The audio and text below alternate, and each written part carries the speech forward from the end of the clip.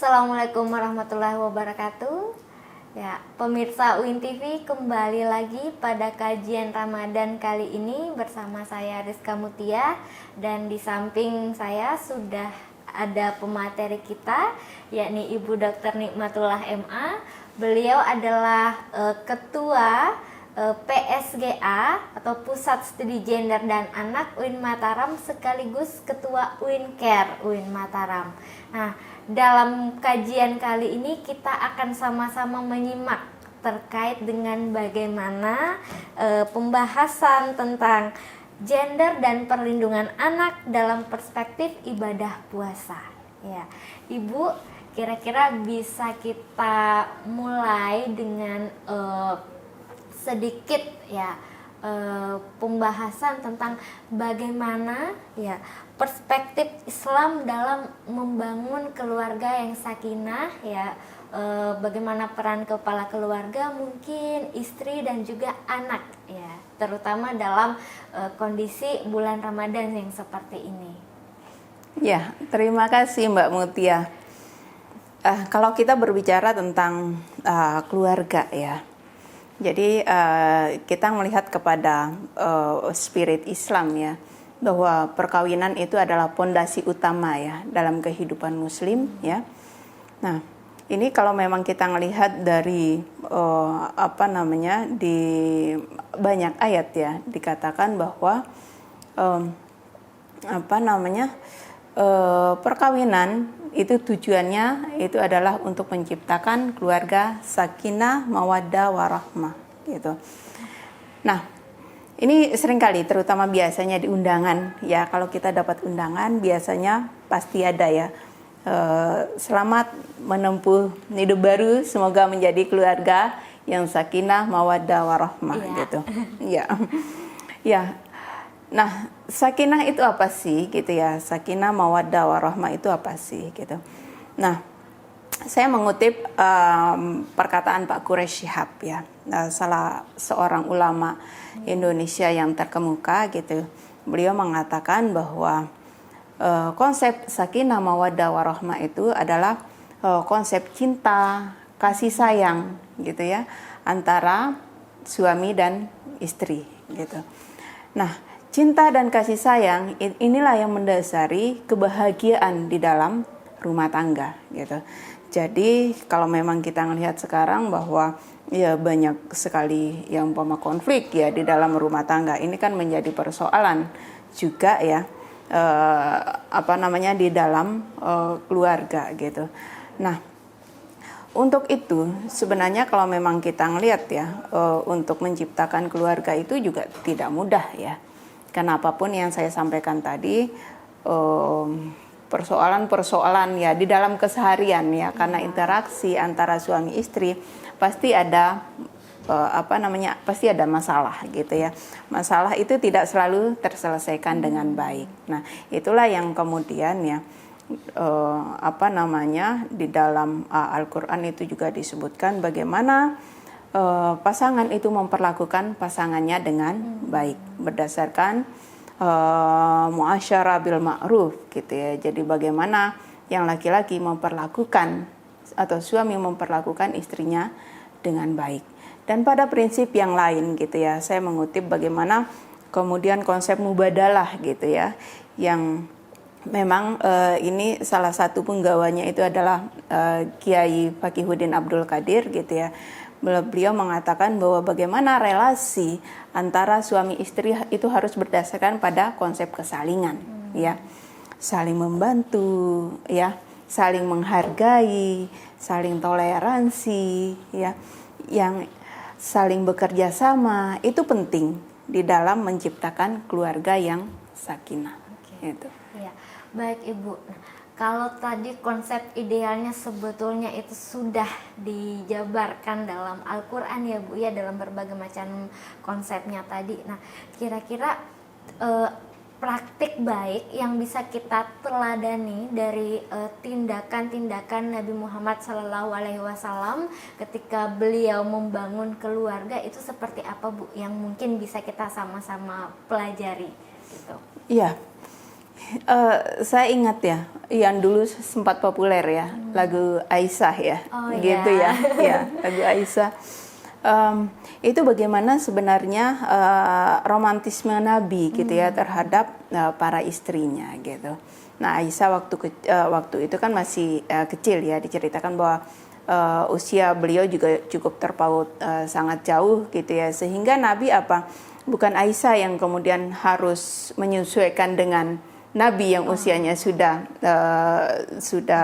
dewasa gitu ya, tetapi kemudian Nabi bagaimana kemudian memperlakukan Aisyah gitu ya sebagai teman gitu ya, teman bermain, teman kemudian juga di dalam keluarga gitu. Begitu juga dengan para istri yang lain gitu.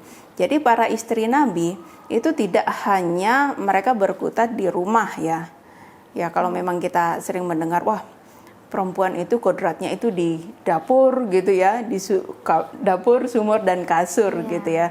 Tapi ternyata bagaimana Nabi sesungguhnya memberikan satu ruang bagi para istri beliau juga untuk berkiprah di luar gitu. Bahkan di dalam satu riwayat diceritakan gitu ya, bahwa ketika Nabi akan keluar gitu ya, beliau mengundi para istrinya siapa yang akan menemani beliau gitu. Nah, selain itu juga gitu, bahwa istri ini juga menjadi partner beliau dalam berdiskusi dalam banyak hal gitu ya.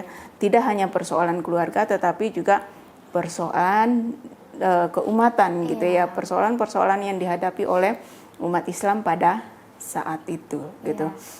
Dan satu yang juga yang menarik gitu ya, bagaimana kemudian Nabi memperlakukan istrinya ya, umpama Aisyah ya dengan sebutan Humairah gitu ya. Itu sebutan ya, panggilan yang sangat spesifik ya, yang artinya diberikan pipi yang merona ya, iya, pipi yang itu kemerah-merahan, Humairah. Iya, itulah bagaimana Nabi dari sebutannya aja itu sudah menunjukkan kasih sayang cinta beliau terhadap pasangannya gitu. Sama kita pernah mendengar ini Bu, kalau ternyata Nabi Muhammad SAW tidak hanya berperan di ruang publik ya, di dalam rumah tangganya beliau itu misalnya ada riwayat yang pernah kami baca, beliau menjahit bajunya sendiri. Artinya konsep-konsep yang selama ini mungkin kita pahami di masyarakat bahwa ada peran spesifik yang diberikan kepada istri yang tidak boleh dilakukan oleh suami atau kelihatan janggal, mungkin ternyata sebetulnya praktik itu sudah dilakukan oleh Nabi, bahwa dalam ruang domestik pun suami bisa ambil peran di situ, nggih Bu. Ini terkait dengan tadi konsep kesalingan tadi yang dibahas di awal. Iya, memang seperti itu Mbak gitu. Jadi sekali lagi ya, konsep kesalingan itu sangat penting gitu ya di dalam membangun rumah tangga gitu. Ya seperti apa yang disampaikan tadi gitu ya, bahwa Nabi ternyata juga melakukan tugas-tugas domestik ya, tugas-tugas domestik untuk membantu pekerjaan-pekerjaan rumah tangga gitu. Jadi kalau memang kita melihat gitu bahwa peran-peran tradisional perempuan ya, yang seperti kalau memang kita berbicara tentang gender gitu, bahwa perempuan itu di domestik ya, urusan rumah tangga, mengurus anak, sementara laki-laki itu di luar rumah gitu ya. Ternyata Nabi memberikan satu keteladanan ya untuk kita semua, bagaimana seharusnya di dalam keluarga itu memang harus saling membantu.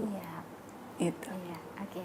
Nah, sekarang kita beralih nih Bu pada bagaimana kira-kira peran orang tua ya dalam konteks pemenuhan hak anak nih, terutama mungkin ya dalam bulan Ramadan ini ya, mungkin seperti anak-anak yang sudah mulai balik, yang harus dibiasakan atau latihan dalam puasa, atau mungkin pada remaja-remaja perempuan yang mulai balik juga tadi dan mungkin sudah mengalami misalnya menstruasi, yang apa istilahnya, yang harus mengenal tubuhnya sendiri. Kira-kira bagaimana orang tua bisa kemudian membantu anak gitu dalam hal yang seperti itu?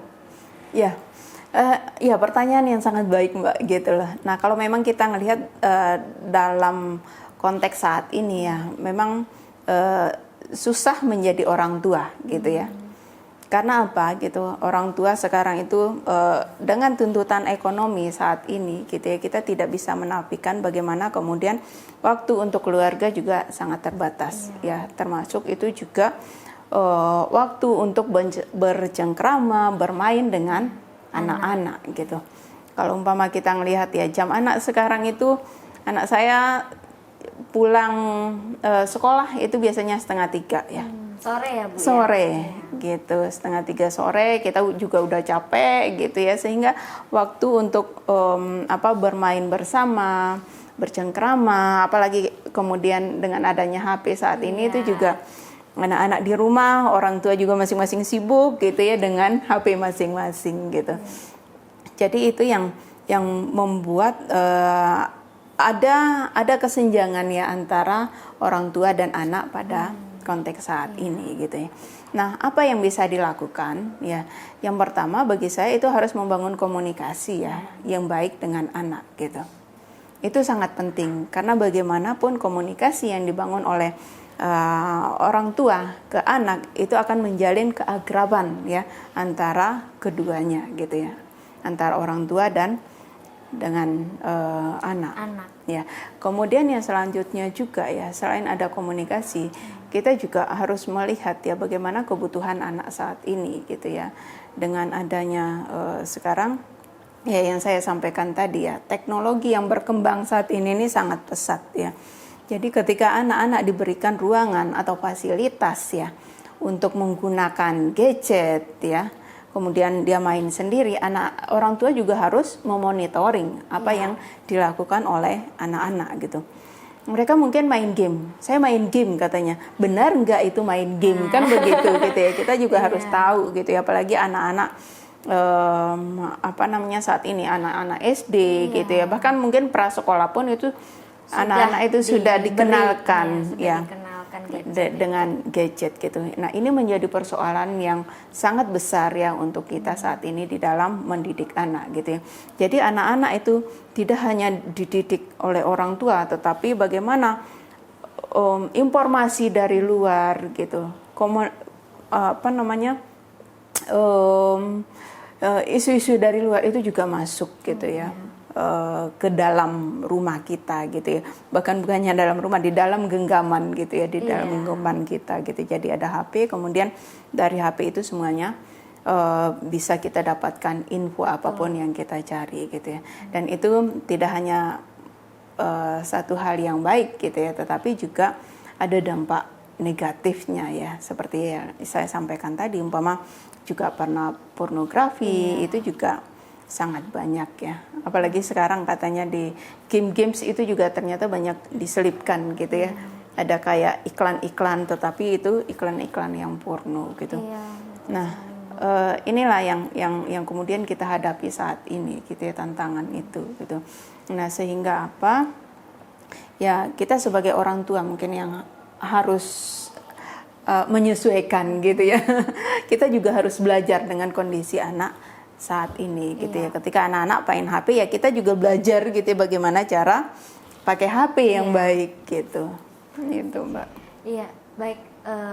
Mungkin bisa sedikit kita berikan closing statement Ibu, kira-kira pesan kepada pemirsa UIN TV Mataram, bagaimana apa istilahnya ya, dalam menjalani kehidupan di dalam bulan Ramadan bersama keluarga, tips-tipsnya mungkin apa yang bisa dilakukan untuk merekatkan tadi relasi-relasi sosial, terutama dalam konteks hubungan orang tua dan anak, agar bisa saling kompak, komunikasi terjaga, itu gimana kira-kira Ibu? Iya, pada bulan Ramadan ini gitu ya, itu satu waktu yang sangat bagus untuk kita semua untuk melakukan refleksi ya terhadap apa yang kita lakukan gitu ya saat ini. Nah, refleksi itu tidak hanya menyangkut pada diri kita gitu, tetapi juga pada keluarga dan juga masyarakat ya secara umum gitu. Karena bagaimanapun kemudian satu masyarakat akan baik jika keluarga itu akan baik ya. Nah, keluarga akan baik jika individu-individu yang ada di dalam keluarga itu baik gitu ya. Jadi segala sesuatu harus berdasarkan diawali dengan diri sendiri. Bagaimana perubahan-perubahan itu dilakukan gitu ya. Nah, bagaimana Islam mengajarkannya di dalam bulan puasa itu tentang kedisiplinan, ya, tentang kejujuran, ya. Itu. Jadi disiplin, bagaimana kita disiplin untuk berbuka puasa, disiplin untuk memulai puasa, itu kan itu butuh kedisiplinan gitu. Kemudian tentang kejujuran, jangan sampai kemudian pas kita puasa, wah ini nggak ada orang nih gitu. Haus sedikit. Iya, haus sedikit. Oh iya saya minum deh gitu ya. Nah, itulah kejujuran yang sangat penting gitu ya untuk kita semua gitu. Nah, kemudian di dalam bulan puasa ini juga bagaimana kita berderma dan beribadah sebanyak-banyaknya gitu. Nah, kita upayakan kemudian bagaimana keluarga kita gitu ya. Upayakan bagaimana kita pergi ke masjid bersama ya. Sholat tarawih berjamaah, kemudian kita juga membiasakan untuk tadarus bersama. Itu sangat penting ya. Mumpung ini adalah momen puasa ya. Untuk umat Islam momen puasa itu sangat-sangat spesial. Ya. Jadi bulan puasa ini bisa dijadikan momen untuk meningkatkan quality time bersama keluarga ya. Mungkin ketika di luar bulan puasa semua pada sibuk dengan peran masing-masing ya, sekarang sudah saatnya kita ya sebatas misalnya buka puasa di rumah, saling makan bersama dan ibadah bersama, itu cara ya supaya kita bisa melekatkan, terutama tadi biar orang tua selalu ada menyisihkan waktu untuk anaknya ya Bu. Ya. Pembahasan yang menarik sekali pada edisi kali ini ya, tentang bagaimana konsep keluarga yang sakinah mawaddah warahmah, praktik baik teladan yang bisa kita contoh dari Nabi Muhammad SAW terkait dengan konsep kesalingan tadi ya, peran antar suami istri dan bagaimana kemudian peran orang tua dalam pemenuhan hak anak. Ya, dengan pemateri yang luar biasa kita ucapkan terima kasih kepada Ibu Dr. Nikmatullah MA. Kita bertemu pada kajian dengan bahasan isu-isu yang lebih variatif di edisi selanjutnya. Terima kasih kami ucapkan. Selamat menunaikan ibadah puasa kepada pemirsa UIN TV. Wassalamualaikum warahmatullahi wabarakatuh.